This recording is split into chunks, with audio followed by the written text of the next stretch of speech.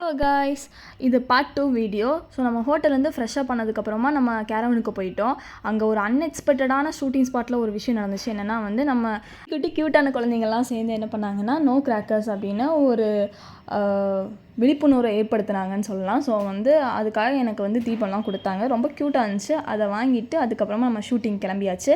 So என்னோடய wavy hair ஒரு நாளாக ஸ்ட்ரெயிட் ஹேர் பார்க்கலான்னு ஒரு ஆசை. அதனால் நான் ஸ்ட்ரெயிட் ஹேரை ப்ரிஃபர் பண்ணிட்டு ஹேர் ஸ்டைல் முடிச்சு மேக்கப் முடிச்சதுக்கப்புறமா நம்ம ஷூட்டிங்க்கு கிளம்பியாச்சு. ஸோ ஒவ்வொரு ஷூட்டிங்லையும் பார்த்திங்கன்னா ஒவ்வொரு காஸ்டியூம்ஸில் நான் போட்டுட்ருப்பேன். பேக்ரவுண்டில் பட்டாசு வெடிச்சிட்டே இருக்காங்க. என்ன தீபாவளிக்கு முந்தின நாள் நான் இதை எடுத்துகிட்ருக்கேன். பேக்ரவுண்ட் வாய்ஸஸ்லாம் கொஞ்சம் அவாய்ட் பண்ணிட்டீங்க அப்படின்னா ரொம்பவே சூப்பராக இருக்கும். தயவு செஞ்சு அவாய்ட் பண்ணிட்டு என்னை மன்னிச்சிருங்க.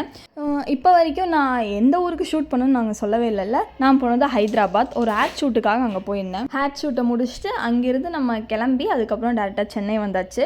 ஸோ இப்படியெல்லாம் அந்த ஆட் போச்சு. அதுக்கப்புறமா எத்தனை காஸ்டியூம்ஸ் மாற்றிருக்கேன், எந்த மாதிரிலாம் இருந்துச்சு அப்படின்றத நம்ம நெக்ஸ்ட் வீடியோவில் சொல்லலாம். ஓகேங்களா? ஸோ இத்தனை காஸ்டியூம்ஸ் மாற்றி நான் வீடியோ எடுத்துகிட்ருக்கேன். உங்களுக்காக ஒரே வீடியோவில் அது ஸ்ட்ரெச்சாக ஒரு ஷார்ட்டில் உங்களுக்கு காமிச்சிட்ருக்கேன்.